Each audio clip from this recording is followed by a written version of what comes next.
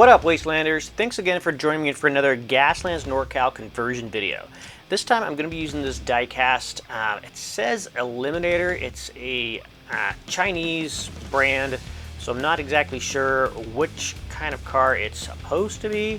Really went back and forth on what I wanted to do with this one. Normally I take it all apart and strip the car, but I like the lines and I like that it says Eliminator, and I like the detailing and stuff on it, so I think I'm just going to take it apart and scuff it up so I can get some weathering and stuff going on there so it'll stick.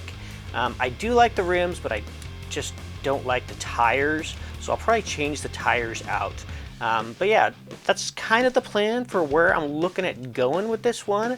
So let's get it taken apart and we'll go from there.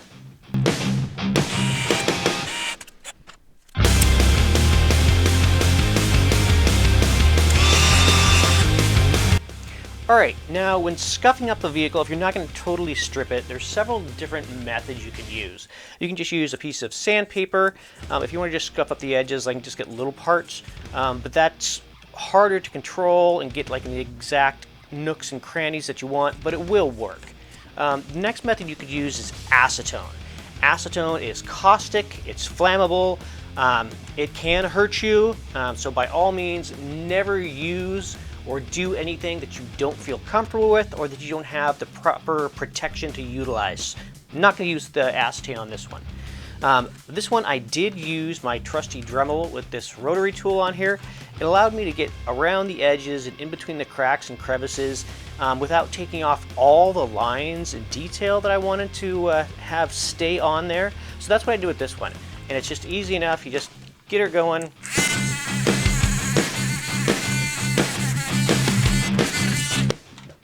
And you see, you just take off any of the shiny parts where the paint is at, and that just scuffs it up, and that will allow it to take on any stains that you want or any other paint that you want to put on there. I'm also going to use the Dremel to drill out a little bit more around the edges to give it a little more weathering look, and then we'll go on and do some stains on there. Alright, got some more areas drilled out, scuffed up. Make it look a little bit more weathered. Didn't want to do too much on there, but this will allow for the stain to stick more in those areas. I'm going to be just using the good old Agrax Earthshade and getting those on there for the next step.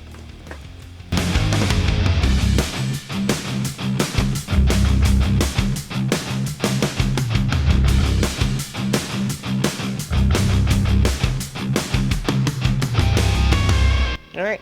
That's weathering up nicely, far cry from where we started.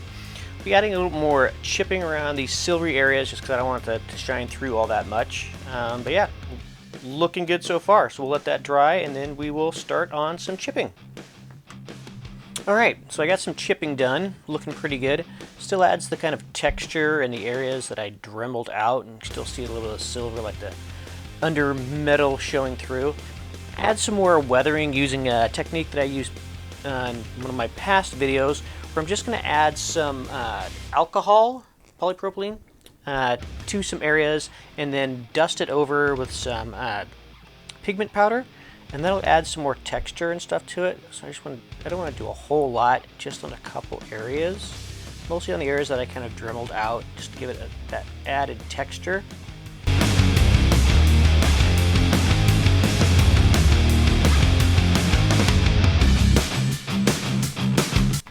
Alright, so we are going to let the alcohol evaporate, and then any of the excess pigment powder will just dust off, but it's important to let it out completely, because if you try to dust it off before it's all dried out, you're just going to smear it. I mean, it'll look fine, it's grunge, whatever, but I want to get just those specific areas, so I'm really going to let this sit for a while and dry out. So we'll wait for that to get done, and then we'll move on to the next step.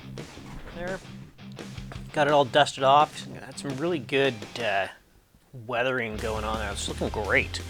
So we've got the wheels we're going to get on there. And big old machine gun. Going to get that on the hood. And with as weathered as it looks, I'm thinking the hood probably has a lot of rust and stuff going on. So we're going to need some way to secure the machine gun to the hood. So we're going to strap it down with some chain. Get that going through the the windows there.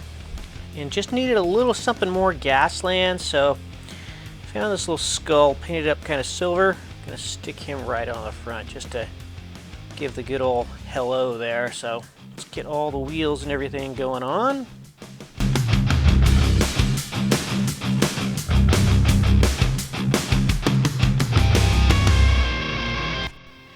Alright, so I got my wheels on there, got my machine gun on the top, got Mr. Howdy sitting right there. Got my lengths of chain cut. I think I'm going to glue it to the machine gun first so it's easier to maneuver around getting to the windows. Get it strapped over like that going on the top, so let's get that glued on there.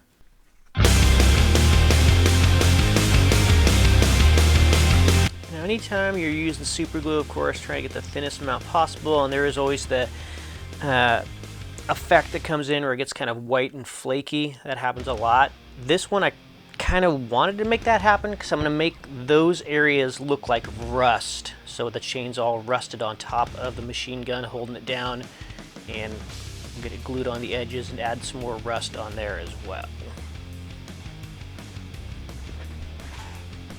Alright, got the machine gun all strapped down and chained in and everything.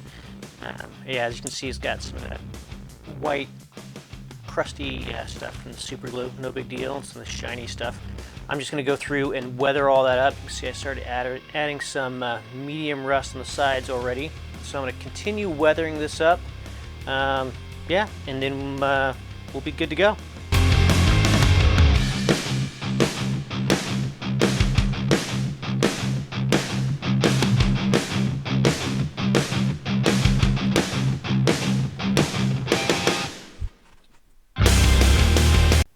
Alright, and there we have it. Proof positive that you do not need to strip every one of your cars of all of its paint and repaint it. You can just rough up the ones you got, especially if you like how the detail and stuff looks on there. And then add some grime, add some grit, add some guns, add some chains. Of course, you have to add a nice little skull on there. Say howdy. And you can have yourselves a Wasteland ready vehicle. If you enjoyed this video, please hit that like. If you want to see more of my videos, please hit that subscribe button. Keep in mind that all of my builds eventually do go on Etsy, so if you like what you see and you want to see if you can pick it up before somebody else does, please check out my Etsy page. I'll put that link in the description. Until next time, Gaslands NorCal, signing out.